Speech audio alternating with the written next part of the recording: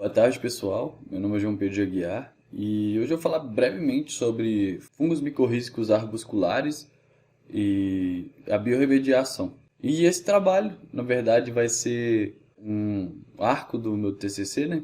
Meu tema, ele tem relação tanto com a biorremediação e com os fungos micorrízicos. E eu vou falar um pouco mais para vocês sobre essa área e eu quero instigar vocês a procurarem sobre esse tema que está em bastante ascensão no momento.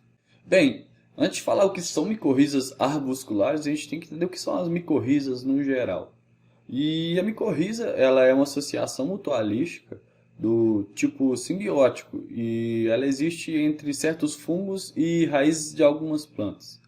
Existem vários tipos de micorrizas e eu vou focar especificamente nas micorrizas arbusculares ou as endomicorrizas. E o que são os FMAs? O que são esses fungos micorrízicos arbusculares? Uma micorriza arbuscular, ela é um tipo de micorriza em que o fungo ele penetra as células corticais das raízes de uma planta vascular. Então, um esporo de alguma espécime de fungo que é micorrízico, por estar próximo de uma planta, na verdade, por ele já estar no solo, ele libera, né, ele produz essas hifas, e essas hifas, ao entrarem em contato com a epiderme da raiz, ela forma um opressório. E a primeira vez que eu vi esse opressório, me veio à cabeça os opressórios que as plantas parasitas utilizam, né, para poder acessar a parte interna da planta. No caso, o opressório do fungo micorrízico arbuscular, ele perfura a epiderme e a partir daí se desenvolve uma hifa intracelular. E essa hifa intracelular, ela desce até o córtex, onde ela entra dentro da célula especificamente e forma um arbúsculo. E esse arbúsculo é uma estrutura que tem a função de fazer essa troca entre a raiz e a hifa do fungo. Alguns espécimes são formados, né, a vesícula, mas não é algo em que todas as espécies de fungo micorrízico arbuscular têm. E quais são essas famílias que formam os fungos micorrízicos arbusculares? Elas se restringem a 5 famílias: a Gigasporácea, a Glomerácea, a Caulusporácea, também a Paraglomerácea e a Arqueosporácea. A gente falou bastante sobre essa estrutura, né, que ela tem uma característica mutualística com a raiz da planta. E quais são os mecanismos e os benefícios que esse mutualismo traz? Bem, como vocês já viram anteriormente, né, com esse contato, essa união entre a hifa de um fungo e a raiz da planta, praticamente a raiz consegue alcançar áreas maiores. Então, nisso, a gente consegue melhorar a nutrição, né? E, além disso, a gente diminui o estresse, porque essas estruturas fúngicas, elas protegem as raízes. Então, pela consequência dessa maior nutrição e a amenização desse estresse, a área foliar, né, a planta, ela se desenvolve muito mais. Então, a fotossíntese aumenta. A ampliação da rizosfera ocorre, como já disse anteriormente, né, onde se conta a área alcançada pela planta, não se limita mais à raiz, mas as hifas do fungo também fazem parte, entre aspas, né, dessa raiz. Então, a planta ela explora muito mais os nutrientes na região. E também faz uma agregação de solo melhor, porque ela, além de preencher, ela estrutura, ela prende, né, esse solo ao redor da planta. A gente falou sobre, então, o que é uma micorriza, o que é uma micorriza arbuscular e quais são essas importâncias, essas vantagens adaptativas que ocorrem após esse mutualismo.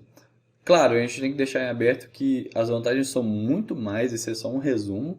E agora, já que a gente está olhando pelo aspecto da biorremediação, a gente tem que entrar na pauta do processo de degradação do solo e a importância que esse solo tem para a sociedade no geral, né?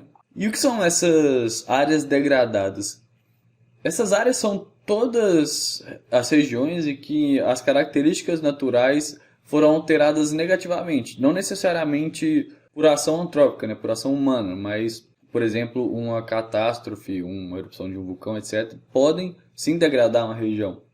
E esses processos, tanto antrópicos quanto não, eles comprometem os processos físicos, químicos e biológicos do solo. O solo ele é um recurso não renovável, pelo fato de que ele é gerado em uma taxa muito ínfima, no sentido de que são gerados poucos centímetros em milhares de anos.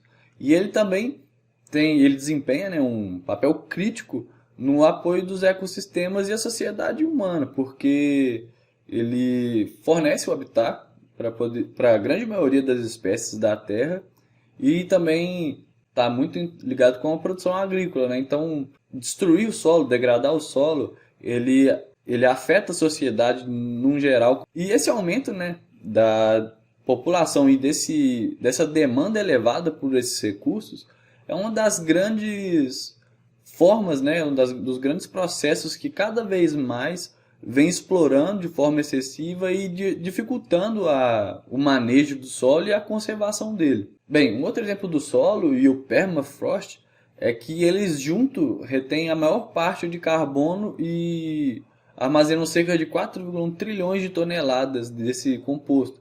Então a gente já percebe que brincar com o solo, né, entre aspas, mas destruir ele de certa forma é uma das piores coisas que o ser humano pode fazer contra ele e contra todas as espécies que existem no mundo. E a gente falou muito sobre o que são esses fungos, o que são as micorrizas, né? A gente colocou o foco nas micorrizas arbusculares, já falou um pouco sobre as vantagens que elas têm. E quais são as vantagens disso para a recuperação, né? A gente cai na biorremediação, né? Que é a utilização de vida para poder remediar, para a gente reestruturar essa região impactada.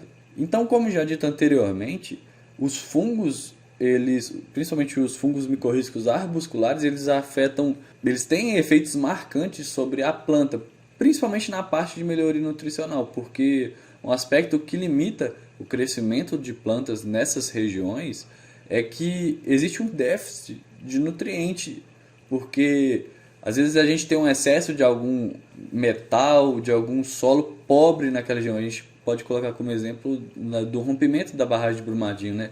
Aquele solo pobre e rico em ferro, ele acaba dominando, ele predomina sobre o solo que é estável. Então a planta tem muita dificuldade. E essa parceria, né, esse mutualismo, ele aumenta essa área de exploração da planta e com isso aumenta o valor adaptativo para a planta. A gente coloca, no exemplo que está aqui, do fósforo. Então o fungo consegue trazer mais desse nutriente para a planta. E também, por consequência, por formar essa estrutura do lado de fora da raiz, a tolerância do estresse abiótico da planta aumenta muito. Também favorece o processo de relações hídricas e também efeitos fisiológicos na planta. Então a gente pode pensar o seguinte: o limitante da reabilitação, do processo de reabilitação dessas plantas, da colonização inicial dessas plantas num solo degradado, está muito relacionada com a nutrição e com o estresse. Então a gente pega uma planta e inocula, por exemplo, um fungo micorrízico arbuscular que faz esse mutualismo com ela,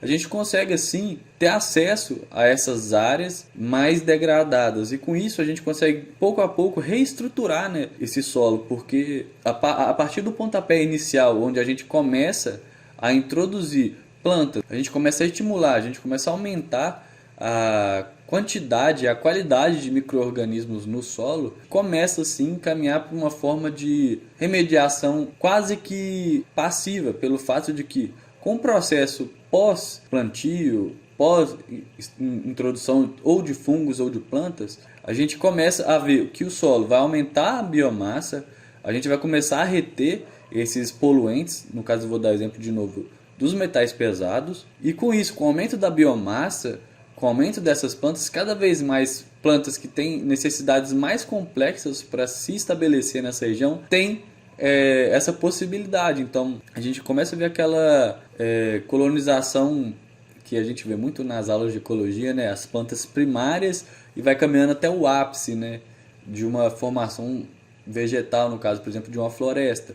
Então, é interessante ver que, a certo ponto, elas começam a trabalhar sozinhas. Então, a biomassa aumenta, a gente começa a ver uma forração do solo, a gente começa a ver essa cobertura e começa a retornar tanto insetos quanto até animais maiores. E esse processo vai ficando cada vez mais natural e menos necessário a atuação humana. Então, assim, esse trabalho ele é mais interessante para mostrar para vocês que a biorremediação, principalmente com fungos, ela está sendo muito pautada. Hoje ela pode ser feita em várias áreas. A gente pode ter biorremediação de agrotóxico, por exemplo. A gente pode ter biorremediação de petróleo. Então, cada vez mais áreas têm voltado o olhar para a biorremediação. Então, assim, gostei de passar, na verdade, né, esse conhecimento para vocês e queria estimular quem ainda não fez TCC, quem pretende fazer alguma coisa, a pensar nessa área, porque a gente tem muita coisa a ser estudada, é uma área muito nova. Então aqui